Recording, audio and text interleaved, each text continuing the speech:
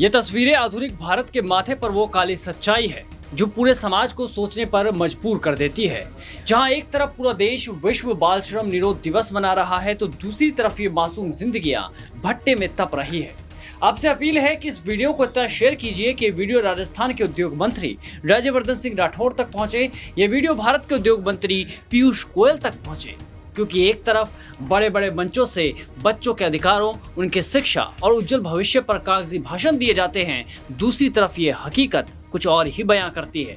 कैमरे की चकाचौंध से दूर है ये तस्वीरें। एक तरफ दावा किया जाता है कि कागजों में भारत आधुनिक भारत की ओर अग्रसर है, लेकिन क्या हकीकत भी इतना ही खूबसूरत है? तो जवाब है नहीं।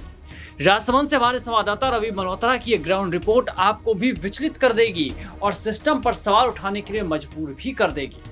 जिन मासूम हाथों में आज किताबों, पेंसिल और खिलौने होने चाहिए थे, वे हाथ राजसमंद के मार्बल और ग्रेनाइट उद्योग में भारी पत्थरों का बोझ उठा रहे हैं। प्रशासन के दावे हवाई हैं और इन मासूमों का बचपन सिलिकोसिस जैसी जानलेवा बीमारी की तरफ लगातार बढ़ रहा है। और शायद ये तस्वीरें प्रशासन या सरकार को दिखाई दे, पर ये तस्वीरें बताने के लिए काफ़ी है कि नेताओं के दावों और दावों की हकीकत को बयां करने के लिए ये सब कुछ काफ़ी है। राजसमंद और उसके आसपास के औद्योगिक क्षेत्रों में गरीबी, मजबूरी और प्रशासनिक लापरवाही के चलते बचपन अब धीरे धीरे फैक्ट्रियों की भट्टी में झोंका जा रहा है। केलवा क्षेत्र की बामन टुकड़ा, जेतपुरा, करेड़ा जैसी ग्रेनाइट और मिनरल फैक्ट्रियों में नियमों को ताक पर रखकर नाबालिग बच्चों से खुलेआम मजदूरी कराई जा रही है। सुबह से लेकर शाम तक ये मासूम पत्थर छाटने, पाउडर प्लांट की मशीनों के ऊपर के पास जान जोखिम में डालने और कट्टों में माल भरने जैसी कड़ी मजदूरी कर रहे हैं। जोखिम सिर्फ मजदूरी का नहीं है, बल्कि इन मासूमों की सांसों पर भी पहरा है। इन फैक्ट्रियों में सुरक्षा के कोई इंतजाम नहीं। पत्थर उद्योग से उड़ने वाले बारीक सिलिका धूल इन बच्चों के फेफड़ों में सीधी उतर रही है। डॉक्टर और स्वास्थ्य विशेषज्ञों के मुताबिक कम उम्र में इस धूल के संपर्क में आने से बच्चों में सिलिकोसिस जैसी जानलेवा बीमारी का खतरा कई गुना बढ़ जाता है। कई बच्चे लगातार खांसी, सांस की तकलीफ और शारीरिक कमजोरी से जूझ रहे हैं, लेकिन लाचारी ऐसी है कि गरीबी के कारण सही इलाज तक नसीब नहीं हो पाता।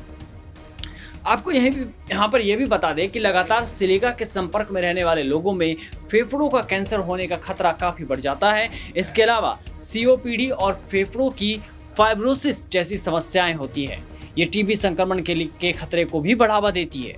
सोचकर देखिए कि मासूमों की जिंदगी कितने खतरे में है। तो ज़रूरत है कि सरकार और प्रशासन जागे, इन बच्चों के माँ बाप को समझाएं और इन फैक्ट्री मालिकों के ठेकेदार पर सख्त एक्शन ले।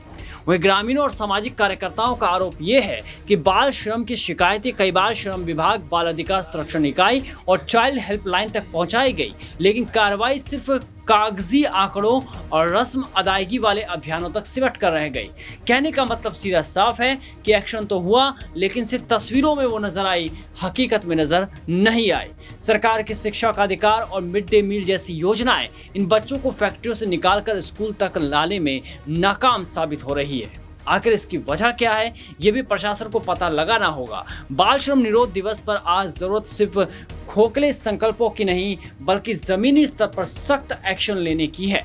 और ये एक्शन एक दिन में नहीं हो पाएगा। इसके लिए प्रशासन को भी महीनों लग सकते हैं, ताकि दोषियों को सजा मिले और इन मासूमों का उनका असली अधिकार, शिक्षा, सुरक्षा और मुस्कान वापस मिल सके।